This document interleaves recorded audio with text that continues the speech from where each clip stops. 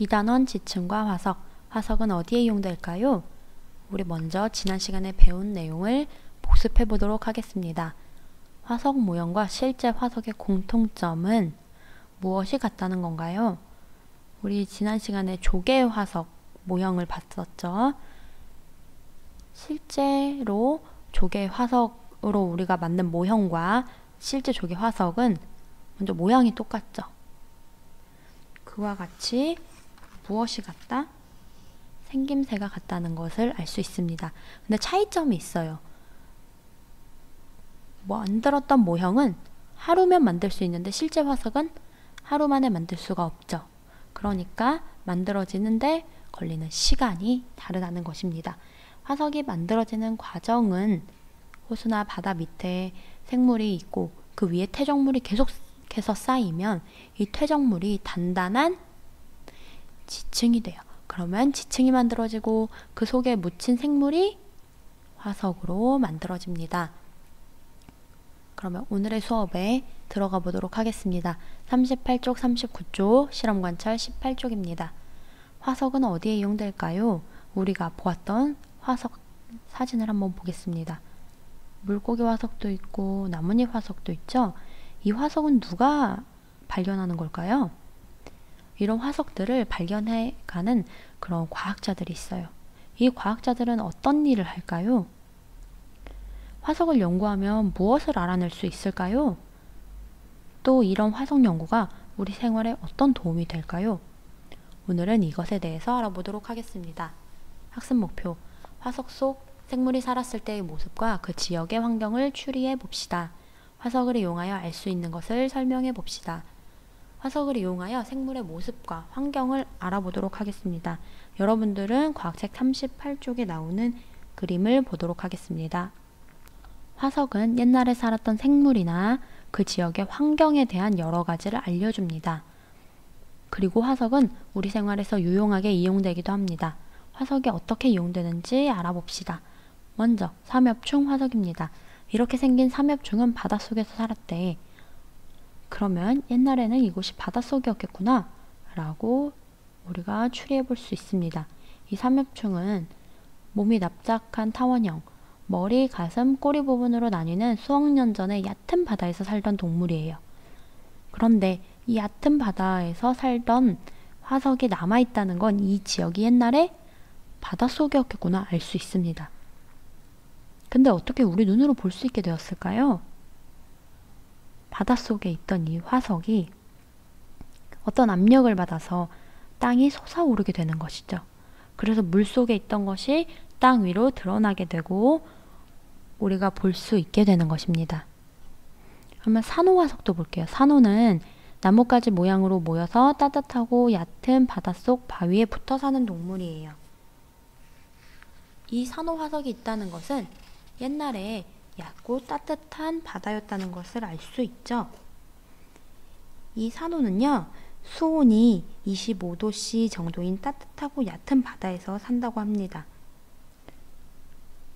그러니까 얕고 따뜻한 바다였음을 알 수 있어요. 얘도 바다였네요. 그러니까 뭔가 압력을 받아서 위로 땅이 솟구치면 우리 눈에 볼 수 있게 드러나게 되는 것입니다. 공룡 발자국 화석. 이 공룡 발자국 화석을 보게 되면 이 지층은 옛날에 공룡이 살던 시기에 쌓인 거구나 라고 어떤 시대를 알 수 있게 됩니다. 석탄과 석유. 석탄이란 식물이 땅에 묻혀서 높은 열과 압력을 받아서 만들어진 화석 연료예요. 그러니까 석탄이나 석유도 화석이라고 할 수 있죠. 이 화석은 연료로 이용되기도 합니다. 먼저 석탄은요, 매우 오래전에 울창한 숲을 이루었던 습지식물이 땅속에 묻히고 그 위에 퇴적물이 쌓여서 만들어집니다. 그러니까 주변에 이런 식물 화석이 있다? 석탄이 있을 수도 있네? 라고 추리해 볼 수 있겠죠. 또 석유는 석유가 만들어지는 과정에 대해서는 과학자들 간에 의견 차이가 있습니다. 현재 가장 널리 받아들여지고 있는 것은 주로 바다 표면 근처에 살던 작은 생물인 동물성 플랑크톤이 땅속에 묻히면 그 그 위에 퇴적물이 계속 쌓이면서 석유가 만들어졌을 거라고 생각합니다. 그러면 우리가 이런 화석들을 살펴봤어요. 이런 화석들, 삼엽충이나 산호화석을 보면서 옛날에 이곳이 어떤 곳이었겠구나 라고 환경을 추측해 볼 수도 있고요. 또는 동물, 공룡 발자국 화석을 보고 여기에는 어떤 시기였겠구나, 공룡이 살던 시기였겠구나 하고 시기를 알 수도 있습니다. 그리고 이런 화석들이 석탄, 석유, 이런 화석들이 연료로 이용되기도 합니다. 화석을 이용하여 생물의 모습과 환경을 알아봅시다.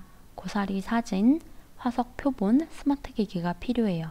고사리는 여러 해살의 풀로 봄에 잎이 피지 않은 것을 삶아서 나물이나 국거리 등으로 사용합니다. 이 고사리 사진과 화석을 비교해보고 공통점과 차이점을 이야기해봅시다. 스마트 기기를 사용하여 고사리가 잘 살 수 있는 조건을 조사해봅시다. 화석 속 고사리가 살았던 지역의 환경을 상상하여 이야기해봅시다. 고사리가 잘 살 수 있는 조건, 일단 고사리 화석을 보시겠습니다. 어떤가요? 여러분들이 알고 있는 고사리 모양과 비슷한가요? 색깔은 어떤가요? 어두운 암석 위에 있네요. 이게 고사리 화석입니다. 모양은 얼추 비슷하죠? 색깔은 다르겠죠? 많이 다르죠? 고사리가 잘 살 수 있는 조건, 얘는 실제 고사리입니다. 아까 고사리 화석과 비교해보세요. 모양은 비슷한데 색깔은 매우 다르죠? 그리고 실제 고사리를 만져봤나요? 실제 고사리 만지면 어때요? 잎이니까 부드럽죠?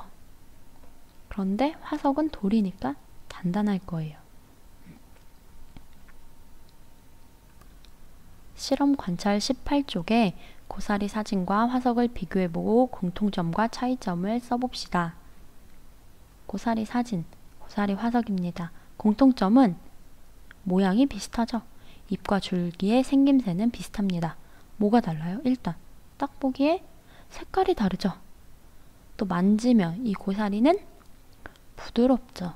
화석은 단단합니다. 이런 것들이 차이점으로 있어요.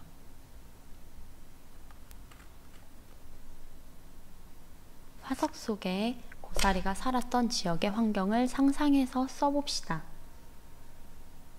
그럼 고사리가 살 수 있는 환경이라는 거죠? 고사리는 어떤 곳에서 살까요? 고사리는 기온이 따뜻하고 습기가 많은 곳에서 삽니다. 그러면 화석 속에 고사리가 살았던 지역의 환경이 고사리가 살 수 있는 환경인 기온이 따뜻하고 습기가 많은 곳이었을 것이다 라고 우리가 알 수 있겠죠.